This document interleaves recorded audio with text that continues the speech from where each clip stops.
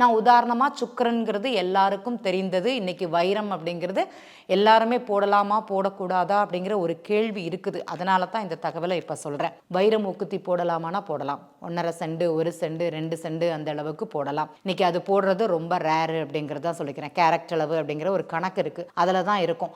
அதிகமாக போடும்போது தான் அதோட அழுத்தம் அப்படிங்கிறது அதிகரிக்கும், அதோட மைனஸ் அப்படிங்கிறது அது காமிக்கும். சிலர் மகர லக்னம் அக்ஷய லக்னம் போகிறாங்க, அரசியல்வாதிகளுக்காக இந்த சூரியனுடைய கல் அப்படிங்கிறது கொடுப்பாங்க.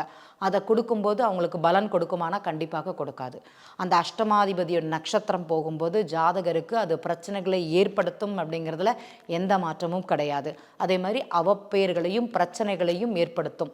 அதே மாதிரி இந்த சனி பகவானுடைய நட்சத்திரம் பூச நட்சத்திரம் போகும்போது சனி பகவான் அஷ்டமஸ்தானத்தில் இருக்கும்போது நீலக்கல் இல்லைன்னா ப்ளூ சஃபேர் யாராட்டி போட்டிருந்தாங்கன்னா அவங்களுக்கு கழுத்து சம்பந்தப்பட்ட பிரச்சனைகள் அப்படிங்கிறது அவங்களுக்கு நோயாக உருவாக்கும். நான் பார்த்த ஜாதகம், ஒரு நண்பர் அக்ஷய லக்னம் கடக லக்னமாக இருந்தது. பூச நட்சத்திரம் முதல் பாதம் போகும்போது அவங்க தெரிஞ்சோ தெரியாமலையோ ப்ளூ சஃபேர் அப்படிங்கிறது அதற்கு முன்னாடியிலேருந்தே போட்டுன்னு இருக்காங்க.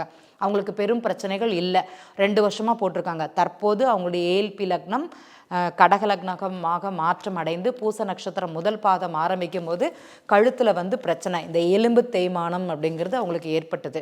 முதல்ல அவங்க ஜாதகத்தில் அது குறிகாட்டித்தா அப்படின்னா நார்மலாக பார்க்கும்போது தெரியல.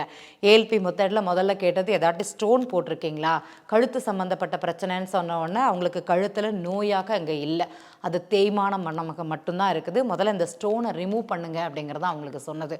ரிமூவ் பண்ண ஒரு 20 நாளில் அந்த நோய்க்குண்டான மருந்தும் அது தீர்வும் அவங்களுக்கு கிடைச்சிது. அதில் எந்த மாற்றமும் கிடையாது.